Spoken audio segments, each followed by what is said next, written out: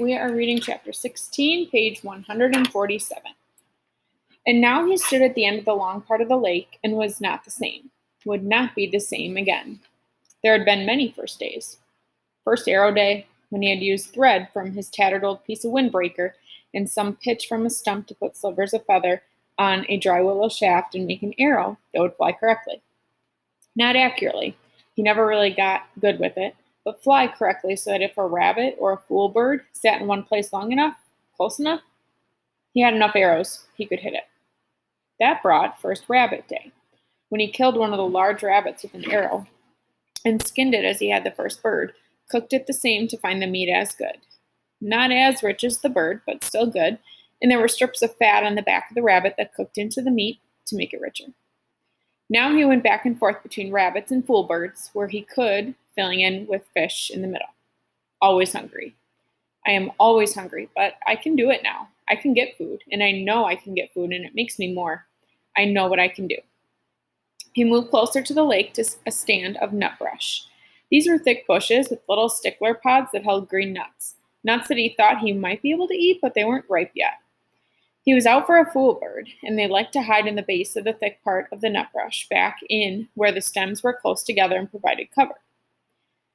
In the second clump, he saw a bird, moved close to it, paused when the head feathers came up, and it made a sound like a cricket, a sign of alarm just before it flew. And then moved closer with the feathers down, or went down, and the bird relaxed. He did this 4 times, never looking at the bird directly, moving toward it at an angle so that it seemed he was moving off to the side. He had perfected this method after many attempts, and it worked so well that he had actually caught one with his bare hands, until he was standing less than 3 feet from the bird, which was frozen in a hiding attitude in the brush. The bird held for him, and he put an arrow to the bow, one of the feathered arrows, not a fish arrow, and drew and released. It was a clean miss, and he took another arrow out of the cloth pouch at his belt, which he'd made from a piece of his windbreaker sleeve, tied at one end to make a bottom. The fool bird sat still for him, and he did not look directly at it until he drew the second arrow and aimed and released and missed again. This time the bird jerked a bit, and the arrow stuck next to it, so close it almost brushed its breast. Brian had only 2 more arrows, and he debated moving slowly to change the spear over to his right hand and use that to kill the bird. 1 more shot, he decided. He would try again. He slowly brought another arrow out, put it on the string, and aimed and released, and this time saw the flurry of feathers. That meant he had hit. The bird had been struck off-center and was flopping around wildly. Brian jumped on it and grabbed it and slammed it against the ground once, sharply, to kill it. Then he stood and retrieved his arrows and made sure they were all right and went down to the lake to wash the blood off his hands. He kneeled at the water's edge and put the dead bird and his weapons down and dipped his hands into the water. It was very nearly the last act of his life. Later, he would not know why he started to turn, some smell or sound, a tiny brushing sound. But something caught his ear or nose, and he began to turn, and had his head half around when he saw a brown wall of fur detach itself from the forest to his rear and come down on him like a runaway truck. He just had time to see that it was a moose. He knew them from the pictures, but did not know, could not guess how large they were when it hit him.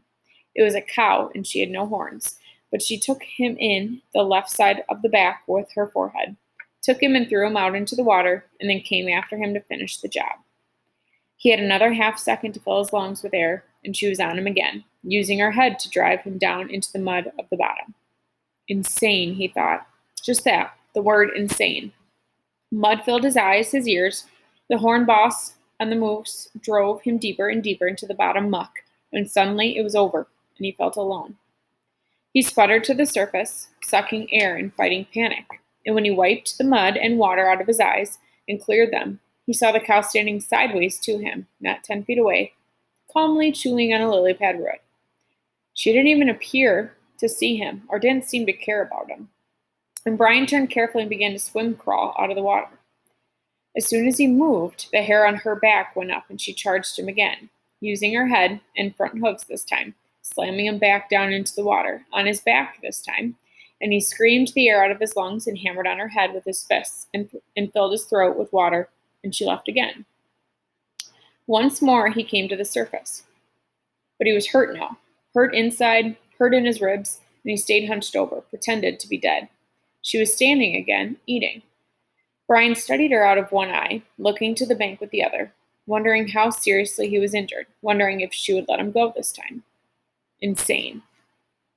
He started to move ever so slowly.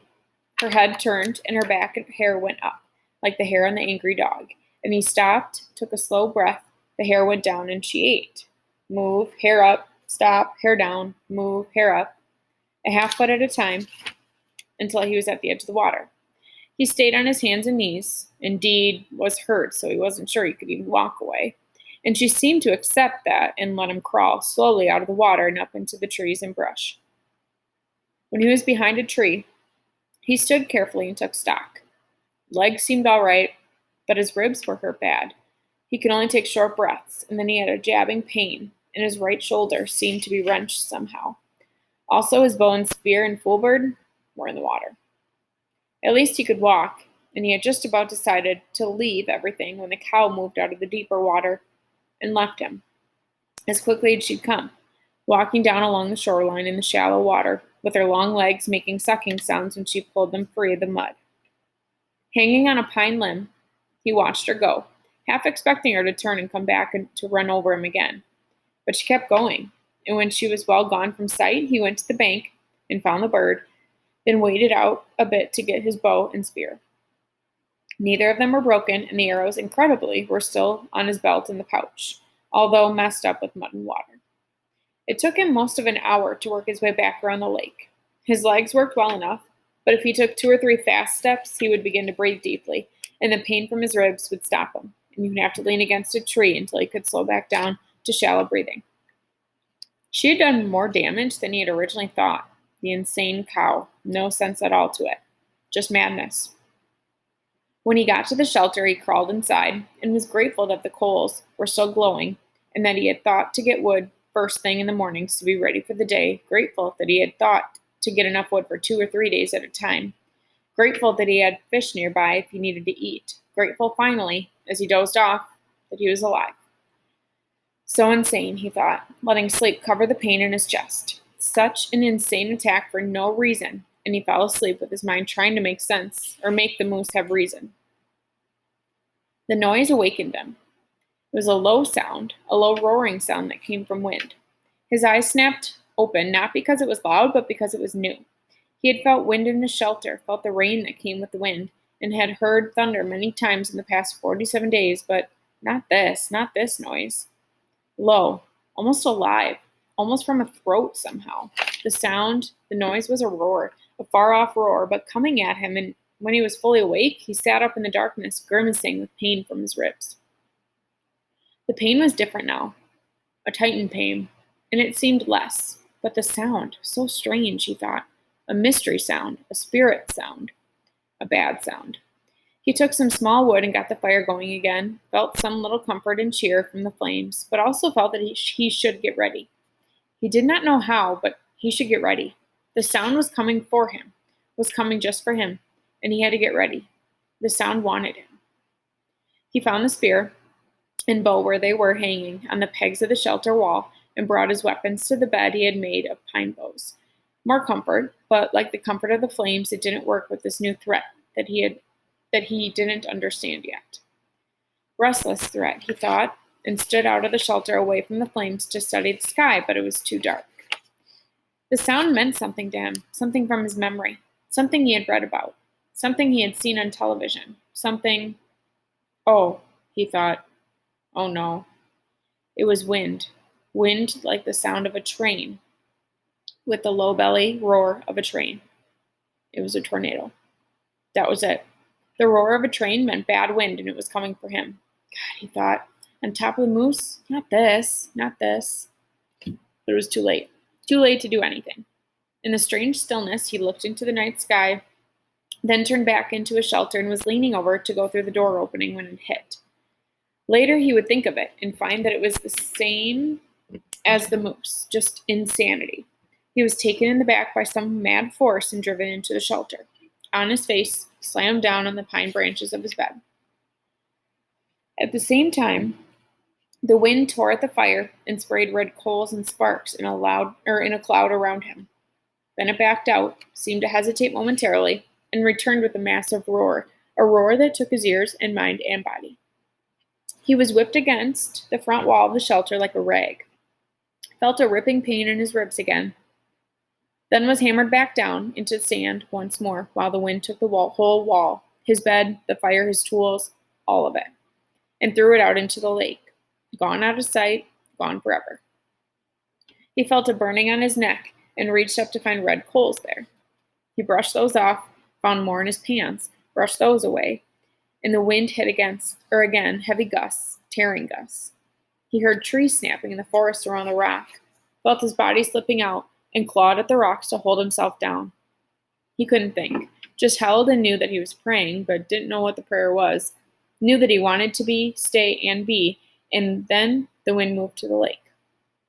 Brian heard the great roaring, sucking sounds of water and opened his eyes to see the lake torn by the wind, the water slamming in great waves that went in all ways, fought each other, and then rose out in a spout of water going up into the night sky like a wet column of light. It was beautiful and terrible at the same time. The tornado tore one more time at the shore on the opposite side of the lake. Brian could hear trees being ripped down, and then it was done, gone as rapidly as it had come. It left nothing but Brian in the pitch dark. He could find nothing of where his fire had been. Not a spark, nothing of his shelter, tools, or bed, or even the body of the fool bird was gone. I am back to nothing, he thought, trying to find things in the dark, back to where I was when I crashed, hurt, in the dark, just the same. As if to emphasize his thoughts, the mosquitoes, with the fire gone and protective smoke no longer saving him, came back in thick, nostril-clogging swarms. All that was left was the hatchet at his belt, still there. But now it began to rain, and in the downpour he would never find anything dry enough to get a fire going. And at last he pulled his battered body back in under the overhang, where his bed had been, and wrapped his arms around his ribs. Sleep couldn't come with the insects ripping at him, so he lay the rest of the night, slapping mosquitoes and chewing with his mind on the day. This morning he had been fat, well, almost fat, and happy, sure of everything, with good weapons and food and the sun in his face and things looking good for the future. And inside of one day, just one day, he had been run over by a moose and a tornado, had lost everything, and was back to square one. Just like that. A flip of some giant coin, and he was the loser. But there's a difference now, he thought. There really is a difference. I might be hit, but I'm not done. When the light comes, I'll start to rebuild. I'll still have the hatchet, and that's all I had in the first place. Come on, he thought, baring his teeth in the darkness. Come on. Is this the best you can do? Is that all you can hit me with? A moose and a tornado? Well, he thought, holding his ribs and smiling, then spitting mosquitoes out of his mouth. Well, that won't get the job done. That was the difference now. He had changed, and he was tough. I'm tough where it counts. Tough in the head. In the end, right before dawn, a kind of cold snap came down. Something else new, this cold snap. And the mosquito settled back into the damp grass and under the leaves, and he could sleep, or doze. And the last thought he had that morning, as he closed his eyes, was, I hope the tornado hit the moose. When he awakened, the sun was cooking, and the inside of his mouth had dried his tongue to leather. He had fallen into a deeper sleep with his mouth open just at dawn, and it tasted as if he had been sucking on his foot all night. He rolled out and almost bellowed with pain from his ribs. They had tightened in the night and seemed to pull at his chest when he moved. He slowed his movements and stood slowly without stretching unduly, and went to the lake for a drink. At shore he kneeled carefully with his great gentleness and drank and rinsed his mouth. To his right he saw that the fish pond was still there, although the willow gate was gone, and there were no fish. They'll come back, he thought. As soon as I can make a spear or bow and get one or two for bait, they'll come back.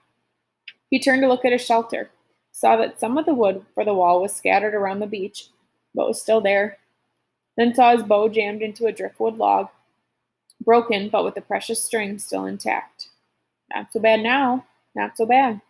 He looked down the shoreline for other parts of his wall, and that's when he saw it. Out in the lake, in the short part of the L, something curved and yellow was sticking 6 or 8 inches out of the water. It was a bright color, not an earth or natural color, and for a second he could not place it. And then he knew what it was. It's the tail of the plane, he said it out loud, half expecting to hear somebody answer him. There it was, sticking up out of the water. The tornado must have flipped the plane around somehow when it hit the lake, changed the position of the plane, and raised the tail. Well, he thought, well, just look at that. And at that same moment, a cutting thought hit him. He thought of the pilot, still in the plane, and that brought a shiver and massive sadness that seemed to settle on him like a weight. And he thought that he should say or do something for the pilot. Some words, but he didn't know any of the right words, the religious words. So he went down to the side of the water and looked at the plane and focused his mind the way he did when he was hunting the fool birds and wanted to concentrate. Focused it on the pilot and thought, have rest forever.